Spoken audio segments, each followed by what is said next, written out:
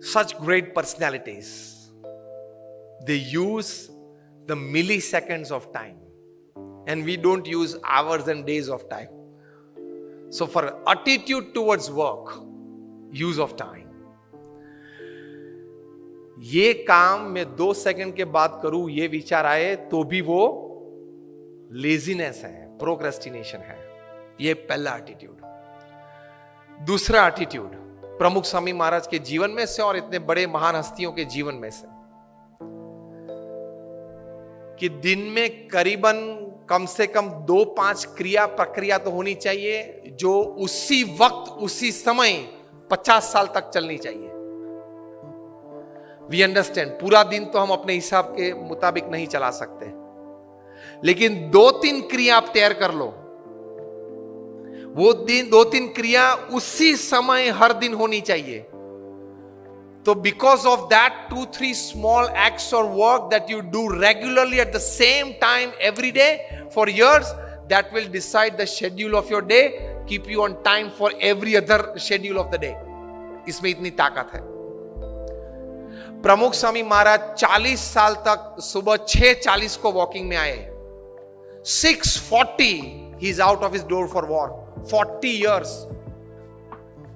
इतनी बड़ी जिम्मेदारी थी. मैं दावे के साथ कह सकता हूं कि हम लोग जितने यहां बैठे हैं, हम सबका जीवन का पूरा कार्य इकट्ठा कर ले तो भी प्रमुख स्वामी महाराज का एक 1% में भी नहीं आता. आपने एक हरियाणा भवन बनाया, कितनी तकलीफ पड़ी होगी, मैं समझ सकता हूं.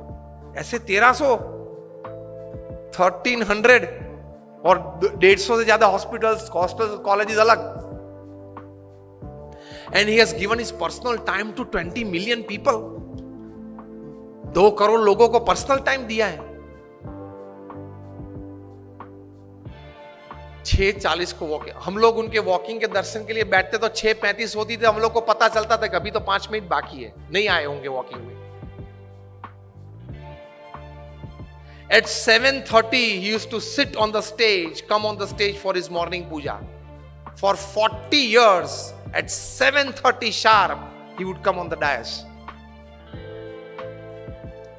These are great personalities. Attitudes towards work, of keeping time at least in 2 or 3 acts of your life of the day. तो बाकी की शेड्यूल दिन की उसमें से सेट और स्टेबल हो जाएंगे. सेट और स्टेबल हो जाते हैं. तो उनके जीवन में ये था. फिर व्यक्तिगत जीवन में एक एटीट्यूड था. बहुत बार वे ये बात करते थे और मैंने बोला ना कि ऐसी बड़ी बायोग्राफीज में भी आपको मिलेगा. ही यूज्ड टू से, जीवन में अगर कम खाएंगे तो शरीर अच्छा रहेगा और गम खाएंगे तो मन अच्छा रहेगा. प्रमुख स्वामी महाराज के जितने सम्मान हुए ना, बड़ी अमेरिका में 40 से ज्यादा की टू द सिटीज उनको मिली है. ब्रिटेन पार्लियामेंट में स्टैंडिंग ओवेशन के साथ उनका सम्मान हुआ था. कनाडा की पार्लियामेंट में 550 एमपीज ने स्टैंडिंग ओवेशन के साथ उनका सम्मान किया था. व्हाइट हाउस पे एक इंडियन फ्लैग और अमेरिकन फ्लैग लगाया गया था 24 घंटे के लिए. और रोनाल्ड रेगन जब प्रेसिडेंट थे, उनके रिप्रेजेंटेटिव आके प्रमुख स्वामी महाराज को बड़े ऐसे सभागृह में हजारों लोगों के बीच ये सम्मान किया था, वो दोनों फ्लैग देके कि this tour specially hosted on the White House for you. Kenya parliament में स्टैंडिंग ओवेशन के साथ सम्मान. इतने बड़े सम्मान के साथ उनके बहुत बुरे अपमान भी हमने देखे हैं.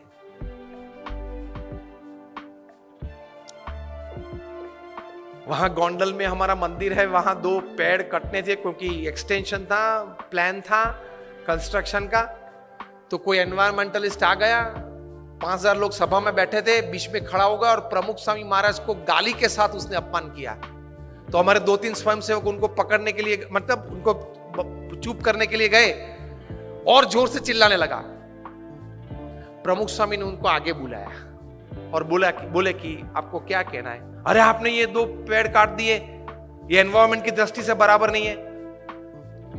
प्रमुख स्वामी शांति से उनको समझाते थे. 5000 लोग बैठे थे कि देखो हमारी एक्सटेंशन प्लान था इसलिए हमने काटा.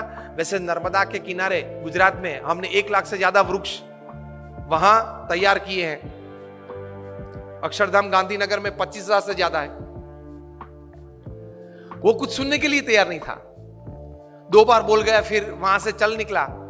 प्रमुख स्वामी ने 2 वॉलंटियर्स को कहा कि उनके साथ रहना और जब तक वो बाहर जाए तब तक उनके साथ रहना, क्योंकि वे जानते थे कि शायद कोई उसको मार भी दे। प्रमुख स्वामी ने दोनों वॉलंटियर्स को कहा कि उनको किचन में ले जाओ और भोजन करवा के बाद आप दरवाजे तक उनके साथ जाना। तो ऐसी अपमानित परिस्थिति में भी हमने उनको स्थिर देखा है।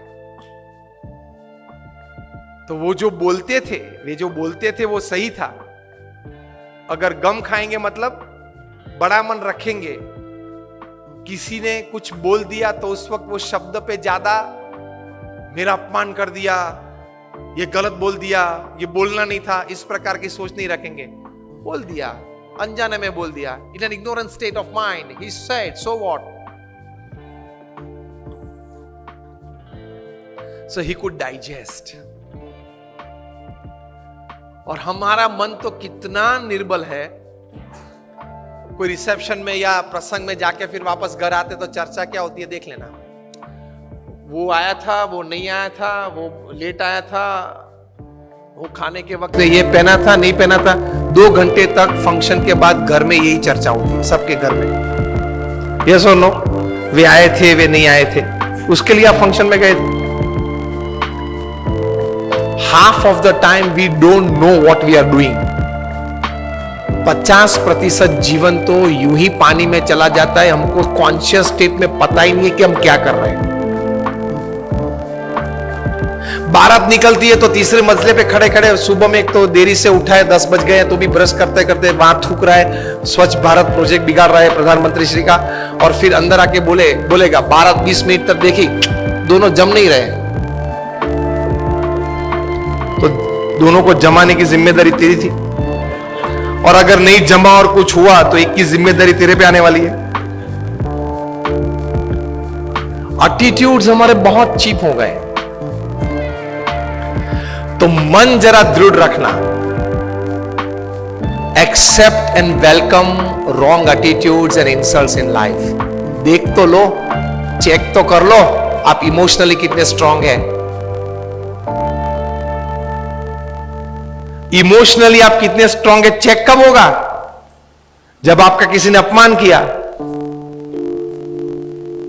जब आप प्रतिष्ठित हो और पोजीशन पे हो, आप ऑथोरिटी हो, फिर भी आपकी मनमानी के विरुद्ध कोई अगर ओपिनियन दे, और वो भी मीटिंग में दे, और मीटिंग में सब मेंबर्स उनको सपोर्ट करे, whether it is pre planned और spontaneous, that is also different story. उस वक्त आपकी अंदर की हालत कैसी बनती है वो आपके एटीट्यूड पे निर्भर होगा। If my opinion works, I am happy to work. If my opinion does not work, somebody else's opinion prevails, I am more happy to work। तो ही महान बन पाओगे।